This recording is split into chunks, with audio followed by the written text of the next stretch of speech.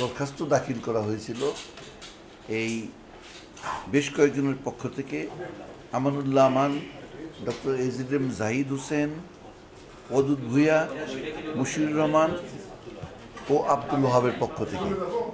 তারা তাদের পিটিশনে বলেছিলেন তারা দণ্ডপ্রাপ্ত, কিন্তু তারা নির্বাচন করতে চান, এই জন্য তাদের দণ্ড এবং সাজা এটা যাতে স্থগিত করা হয়। কালকে হাইকোর্ট ডিভিশনে আমি এই মর্মে বক্তব্য রেখেছিলাম যে আমাদের শাসনতন্ত্রের 46 অনুচ্ছেদ মতে বা 66 অনুচ্ছেদ মতে যদি কেউ 2 বছর এবং তার অধিক সময়ের জন্য দণ্ডপ্রাপ্ত হন নৈতিক স্খলনজনিত কারণে, সেক্ষেত্রে তিনি নির্বাচন করতে পারবেন না।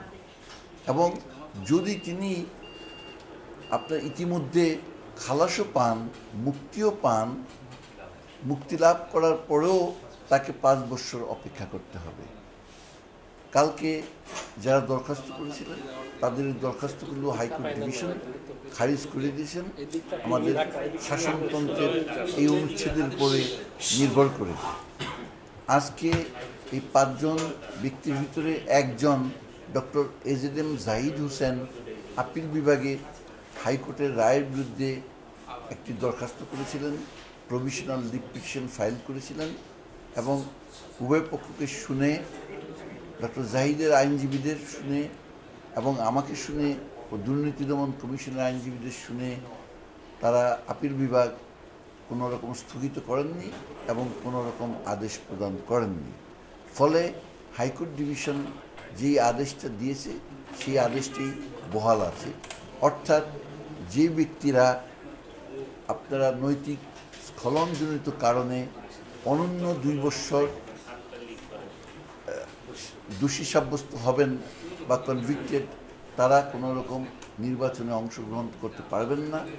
এবং যদি ইতিমধ্যে তারা মুক্তও হয়ে যান, অর্থাৎ খালাসও হন, তবুও তাকে 5 বছর কাল অপেক্ষা করতে হবে নির্বাচনে অংশগ্রহণ করার জন্য। এই রায়ের ফলে কতজন মানে নির্বাচনে অযোগ্য হয়ে গেছে? এখন এটা তো ইলেকশন কমিশনের কাছে ফাইল করেছে যারা। এখন সর্বোচ্চ আদালতের এই নির্দেশনা আমি মনে করি অবশ্যই নির্বাচন কমিশন মাথায় নিয়ে তাদের কাজগুলো করবে।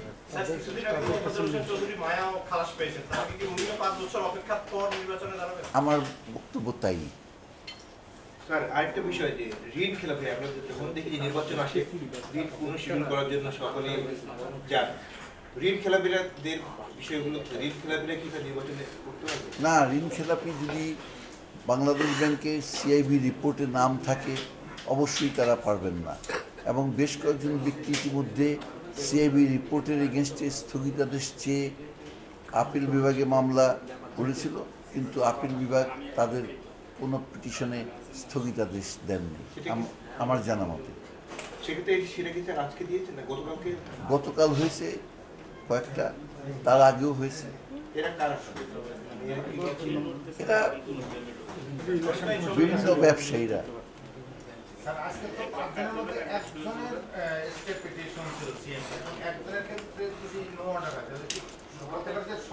হ্যাঁ, সবার ক্ষেত্রেই তাই হবে সচরাচর। হ্যাঁ, নিশ্চয়ই। আজকে যদিও 5 জনের ভিতরে একজন আজকে আপিল বিভাগে পিটিশন নিয়ে গিয়েছে এবং যেহেতু তার পিটিশনে আপিল বিভাগ কোনো রকম আদেশ দেননি, সুতরাং অন্যগুলোর ব্যাপারেও একই আদেশ হবে বলে আমরা ধরে নিতে পারি। সব হিসেবেই দেখা যায় যে আসলে এখন সবার নজর বলা যায় একদিকে যে খালেদা জিয়া নির্বাচন করতে পারবে না, এটা একটা ভুল কথা। সংবিধানের এই বিধানটা অনুচ্ছেদ 66-র বিধান, এটা আমাদের সংবিধান যখন প্রণয়ন করা হয়েছিল 1972 সনে তখন থেকেই ছিল। এটা খালেদা জিয়ার জন্য এই বিধান নতুন করে সংযোগ করা হয়নি। সুতরাং যারা এই কথা বলে তারা সঠিক কথা বলে না। এটা সবার জন্য প্রযোজ্য, সেটা খালেদা জিয়া হোক বা সাধারণ একজন নির্বাচন প্রার্থী হোক, একই অবস্থা হবে। তিনি যদি সাজাপ্রাপ্ত হন, তিনি নির্বাচন অংশগ্রহণ করতে পারবেন না। স্যার, একটা বিষয় যে বিএনপির পক্ষ থেকে অভিযোগ করা হয়েছে যে এই রায়টা সরকারের ইচ্ছার প্রতিফলন, এবং আপনাকে একটা অভিযুক্ত করা হয়েছে যে এই রায়টা আপনি করে এই রায়টা হয়েছে, এটা ভুল কথা। যে সমস্ত রাজনৈতিক দল নানা রকম মন্তব্য করছে এই রায়ের সম্বন্ধে বা আমার সম্বন্ধে, তারা ভুল বলছে। অ্যাটর্নি জেনারেল হিসেবে সংবিধানে যেটা লেখা আছে, আদালতকে সেটাই জানানো বা আদালতের কাছে সেই জিনিসটি উল্লেখ করা আমার একটা বড় দায়িত্ব। এবং সংবিধান হলো রাষ্ট্রের সর্বোচ্চ আইন। সাংবিধানিক বিধানগুলো আদালতকে জানানো এটা আমার নৈতিক দায়িত্ব এবং কর্তব্য। আপনার ব্যাখ্যাটা যদি আরেকটু বলেন, যে আপনি বলছেন যে খালাস হওয়ার পরেও 5 বছর, হ্যাঁ, যে মুক্তি পাওয়ার পরে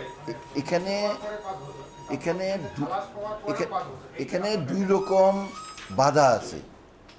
নৈতিক স্খলনজনিত কারণে অনন্য যদি 2 বৎসরও কারোর সাজা হয়, তিনি নির্বাচন করতে পারবেন না, সোজা কথা। এবং তিনি যদি ইতিমধ্যে মুক্তিলাভও করেন, মুক্তিলাভ ধরতে হবে তিনি যদি খালাসও পেয়ে যান এই মামলা থেকে, তবু তাকে আগামী এই মুক্তিলাভের পরে আরও 5 বৎসর অপেক্ষা করতে হবে পরবর্তী নির্বাচনে অংশগ্রহণ করার জন্য। স্যার, তাহলে মুক্তিলাভটা আমরা কোর্ট থেকে ধরবো, হয়তো বিচারিক আদালতে তারা না, হাইকোর্ট মুক্তিলাভটা আপনারা ধরবেন যেদিন তার সাজাটা বাতিল হয়ে গেল, সেদিন ধরতে হবে যে তিনি মুক্তি লাভ করলেন। সেটা কি স্যার আপিল বিভাগেরটা না হাইকোর্টের? যখন যেই রায়ই হোক না কেন, যেই কোর্ট থেকে হোক না কেন, তার যে সাজাটা, এই সাজাটা আপিল কোর্টে থেকে বাতিল হতে পারে, সাজাটা আপিলের ডিভিশন থেকে বাতিল হতে পারে। কাজেই এই বা তিনি যদি এমন হলো কিছুই করলেন না, তিনি সাজাটা ভোগ করে ফেললেন, সাজা ভোগ করে মুক্তি লাভ করলেন, তখন থেকে 5 বছর। স্যার, এই যে যারা আপনি বলছেন যারা অযোগ্য পারবে না, এরা তো নির্বাচন কমিশনের তারা আজকে প্রার্থিতা দাখিলের শেষ দিন দাখিল করবে, এরপরে নির্বাচন কমিশন যদি সেটা বাতিল করে দেয়, আবার কিন্তু তারা সেই আদেশটা চ্যালেঞ্জ করতে পারবে। এই সুযোগটা তারা পাচ্ছে কিনা? তারা যে কোনো ব্যক্তি আইনগত আইনের আশ্রয় নিতে তো কাউকে বাধা দেওয়া যাবে না।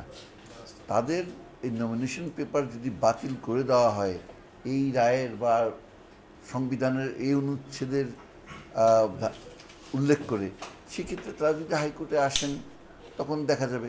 কিন্তু আমার মনে হয় যে হাইকোর্ট বা যে কোনো কোর্টের পক্ষে আমাদের সংবিধানের যেই বিধান আছে তার বাইরে যাওয়ার তো কোনো উপায় নেই।